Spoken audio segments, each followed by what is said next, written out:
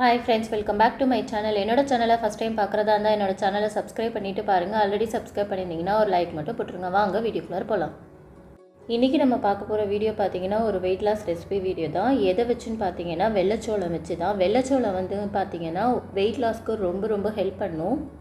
நான் எப்படி வந்து வெயிட் லாஸ் ரெசிபிக்கு வந்து நான் சூஸ் பண்ணுவேன் அப்படின்னா வீக்லி 3 டைம்ஸ் கண்டிப்பாக மில்லட்ஸ் இருக்கும். அதுக்கப்புறம் நார்மலாக ஃபுட்டு என்ன எடுக்கிறோமோ அந்த மாதிரி தான் நான் எடுத்தேன். அந்த மாதிரி எடுத்ததுக்கே நான் எனக்கு 10 kg வெயிட் லாஸ் ஆச்சு. ஸோ அதை தான் உங்களுக்கு நான் இப்போ ஷேர் பண்ண போகிறேன். வெள்ளைச்சோளம் 2 பங்கு எடுத்துக்கிட்டிங்க அப்படின்னா 1 பங்கு இட்லி அரிசி எடுத்துக்கோங்க. அதுக்கப்புறம் பார்த்தீங்கன்னா உளுந்து 1/2 பங்கு, வெந்தயம் 2 ஸ்பூன் எடுத்துக்கணும்.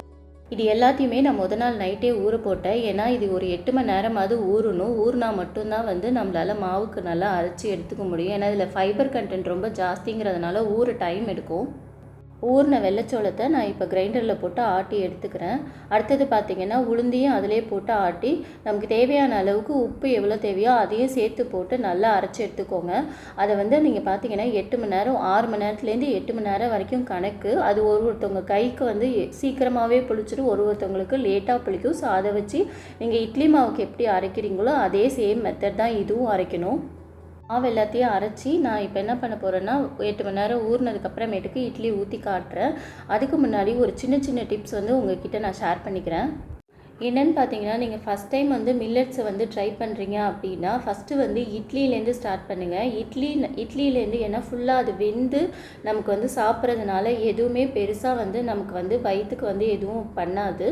நீங்கள் ஸ்டார்டிங்லேயே நீங்கள் ரைஸ் எடுக்க வேணாம். ரைஸ் பண்ணும்போது பார்த்தீங்கன்னா அதில் நிறையா ப்ரொசீஜர் இருக்குது. நல்லா சுத்தமாக வாஷ் பண்ணணும் அந்த மாதிரிலாம் இருக்குது.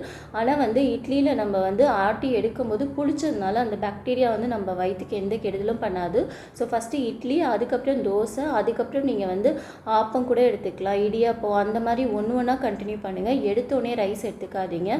அதுமாரி நீங்கள் ஸ்டார்ட் பண்ணுறீங்கன்னா ஃபஸ்ட்டு நீங்கள் ஸ்டார்ட் பண்ணும் போது வாரத்தில் 1 நாள் ஸ்டார்ட் பண்ணுங்கள், அப்புறம் 2 நாளாக ஆக்குங்க, அப்புறம் 3 நாளாக ஆக்குங்க. அப்படி ஆக்கும்போது மட்டும்தான் நமக்கு அதுக்கான நம்ம உடம்புக்கு சேரத்துக்கான கெப்பாசிட்டி கொடுக்கும்.